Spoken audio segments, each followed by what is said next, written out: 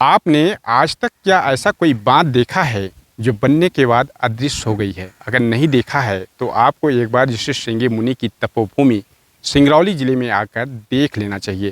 दरअसल सिंगरौली ज़िले के जालपानी गांव में गौड़ बृहद सिंचाई परियोजना के अंतर्गत एक बांध का निर्माण किया गया था 2018 से 2020 के बीच में, यानी उस समय कमलनाथ की सरकार थी।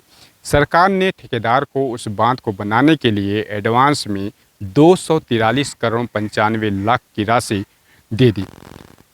बांध बनाने की जो तारीख तय की गई थी, ये 5 साल का वक्त दिया गया था ठेकेदार को। इसकी तारीख जो थी 28 मार्च 2024 की थी। 5 साल का वक्त गुजर गया, लेकिन धरातल पर बांध का निर्माण नहीं हो पाया, यानी बांध से संबंधित धरातल पर कोई काम ही नहीं हुए हैं। और ठेकेदारी जो है 243 करोड़ 95 राशि लेकर हजम कर लिया, यानी फरार हो गया। यह मामला तब सामने आया जब स्थानीय विधायक राजेंद्र मेश्राम ने विधानसभा में सवाल किए। उनके सवालों का जवाब नहीं मिल पाया।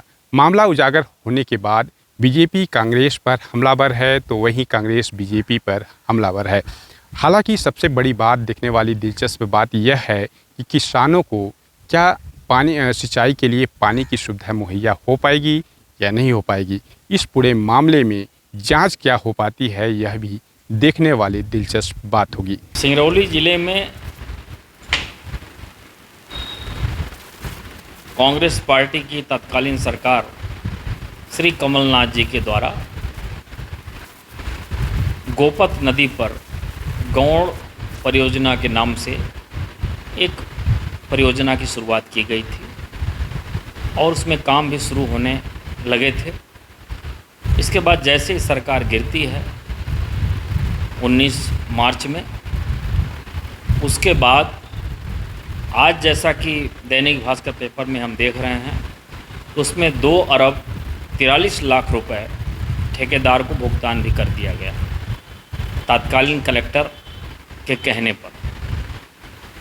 ऐसे बड़े भ्रष्टाचार जिसमें न तो बांध बना, न ही नहर बनी और न ही ज़मीन पर कोई हकीकत है, इस पर तत्काल जो भी व्यक्ति इसमें दोषी हो उसके खिलाफ कार्रवाई हो और बड़ी से बड़ी कार्रवाई हो। ये हमारी जिला कांग्रेस कमेटी सिंगरौली की मांग है। हम लोगों को ये समस्या हो रही है कि भाई गौड़ परियोजना वो डैम बन जाता तो हम लोगों को पानी की सुविधा हो जाती, पानी मिल जाता, हम अच्छे से खेती बाड़ी करते, ये सारी व्यवस्था हो जाता।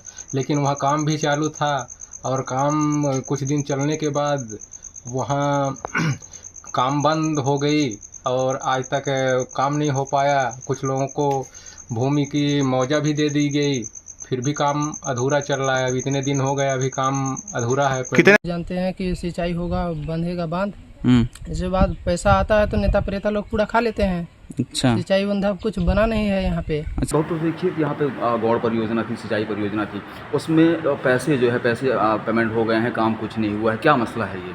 जालपानी गौड़ परियोजना ये मेरे 2013 से 18 के कालखंड में तो मेरा ड्रीम प्रोजेक्ट था और उसको हमने तत्कालीन यशस्वी मुख्यमंत्री शिवराज सिंह चौहान जी से निवेदन किया। उन्होंने सहर्षता के साथ अपनी संवेदनशीलता दिखाते हुए उस परियोजना को सैंक्शन किया और वो परियोजना सैंक्शन हुई।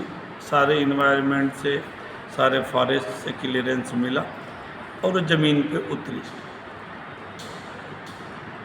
कालांतर में कांग्रेस की सरकार आई 1.5 साल के लिए, बगैर काम के 243 करोड़ रुपए निकाल लिया, बगैर काम के सीधे निकाल लिया। जब जानकारियां मिली, पुनः भारतीय जनता पार्टी की सरकार आई और सम्मानित शिवराज जी मुख्यमंत्री बने, उनके संज्ञान में हमने दिया और उन्होंने संबंधित ठेकेदार मोन्टेना के ऊपर बड़ी कार्रवाई की। उस वक्त के पीएस के ऊपर भी कार्रवाई की और जैसे ही इस बार पार्टी ने मुझे पुनः टिकट दिया और मैं जनता का सेवक बना, सबसे पहला काम मैंने अपने ड्रीम प्रोजेक्ट को, जो शून्यता पर खड़ा था, वर्तमान मुख्यमंत्री डॉक्टर मोहन यादव के संज्ञान में दिया।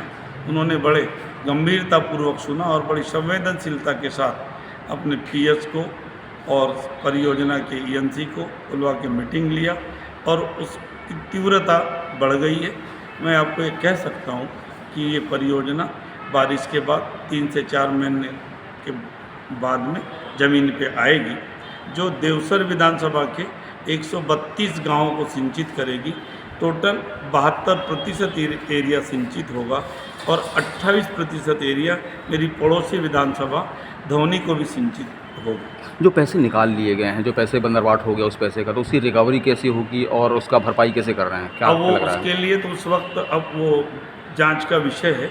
ये मैं प्रदेश के मुख्यमंत्री के संज्ञान में लाऊंगा, मेरे ख्याल से उनके संज्ञान में है भी, जी। और सरकार इस पर कार्रवाई करेगी। और सर, सिंगरौली जिले में एक डैम का निर्माण कराया गया था कांग्रेस की सरकार में, लेकिन अब जो वह डैम जो है धरातल पर नहीं है, यानी अदृश्य हो गई है।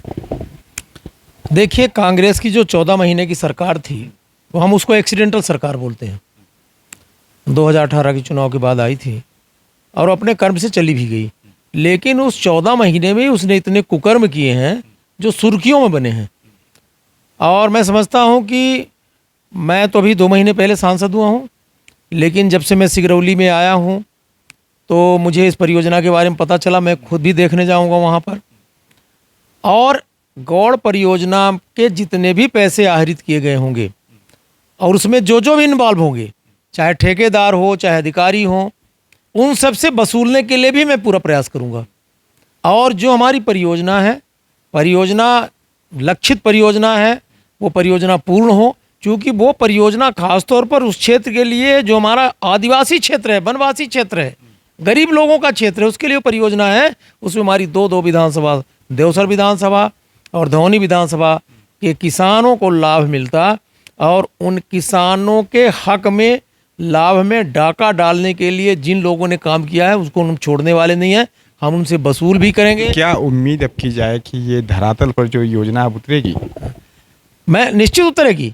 वो योजना फिजिबल है तो उतरेगी, और सिर्फ पैसे के लिए है तो उसको एक बार मुझे देखना पड़ेगा। मैंने क्या कहा आपसे, बस इतना जरूर मैं कहना चाहता हूं कि उस योजना के लिए बिना काम किए जिन लोगों ने पैसे लिए हैं उनको वसूलना पड़ेगा, उनसे हम वापस ले आएंगे। और मैं तो ये कहूँगा कि ऐसे लोगों को जेल भिजवाने का भी हम काम करेंगे।